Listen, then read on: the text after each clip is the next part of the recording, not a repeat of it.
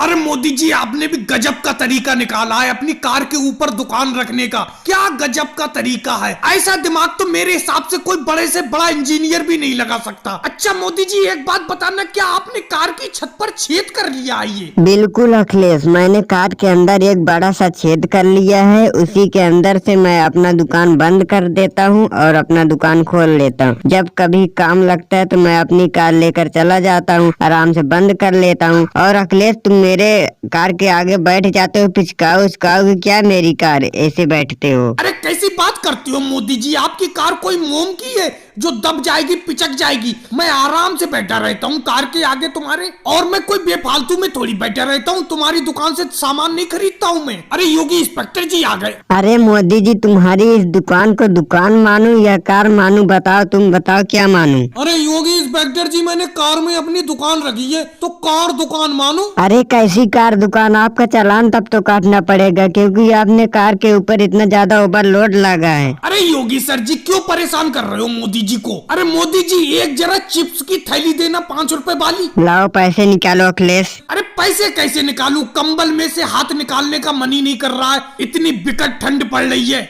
तो अपने अंदर ही हाथ रखे रहो, क्यों चिप्स खाओगे? कंबल के अंदर अपने हाथ रखे रहो। अरे मोदी जी, आप अपनी दुकान बेचने में लग गए, मेरी बात का जवाब नहीं दिया आपने। चालान कटेगा आपका। अरे नहीं योगी सर जी, मेरा आपके ऊपर ही ध्यान है। अखिलेश पैकेट मांग रहा था चिप्स की ना, उसी के ऊपर थोड़ा सा ध्यान चला गया।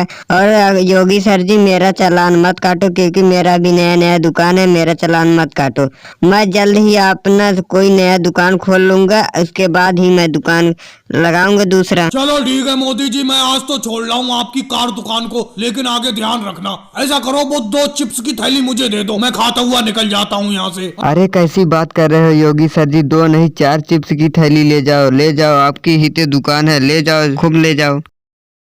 अरे मोदी जी, आपको इतना टाइम नहीं लगाना चाहिए था। हम और हमारी पूरी जनता आपका सुबह से इंतजार कर रही है, लेकिन अब आप शाम के 5 बजे आए। इतना कोई इंतजार कराता है क्या? माना कि इस टाइम आप सबसे बड़े हास्य कवि हो, तो इसका ये मतलब नहीं कि आप इतना लेट आओ। चलो फिर भी हम आपका स्वागत करते हैं। मेरी किताब लाए, जो आपने किताब लिखी है हास्य रस पर। अरे देखो राहुल, देखो मेरे हाथ के नीचे पहले तुम्हारी ही किताब है। और मैं बताना चाहता हूँ, मैं जिस भी सम्मेलन में जाता हूँ, लोग मेरी आवाज़ सुनने के लिए 3-3 घंटे लग जाते हैं। 3-3 घंटे तक मैं अपनी आवाज़ सुनाता रहता हूँ, लोग मजे लेते हैं। और खाने का कहाँ इंतजाम किए हो मेरे? अरे मोदी जी, कर दिया आपके खाने का इंतजाम कर दिया। आपके लिए 56 तरीके का भोजन तैयार कर दिया। अरे 56 तरीके का भोजन का नाम सुनते ही पेट मेरी ढीली हो गई। आज मैं पैंट थोड़ा सा ढीला पहन के आया हूँ, क्योंकि मैं ज्यादा खाना खाऊंगा मेरा पैंट टाइट हो जाएगा। अरे योगी जी मेरी बात तो थोड़ा सा सुन लो। बोलो अखिलेश, क्या कह रहे हो? मोदी जी से 2-4 हास्य की पंक्तियां सुन लो, जिससे कि थोड़ा सा मनोरंजन हो जाए हम लोगों। अरे ये बात तुम नहीं कह सकते, मोदी जी से मुझसे कहलवा रहे हो। चलो कहता हूँ। अरे मोदी जी जी योगी जी, बोलो क्या बात है? अरे अपने स्वागत में 4 पंक्तियां तो सुना दो, जिससे कि पब्लिक का मनोरंजन हो जाए। जी बिल्कुल, अभी सुनाते।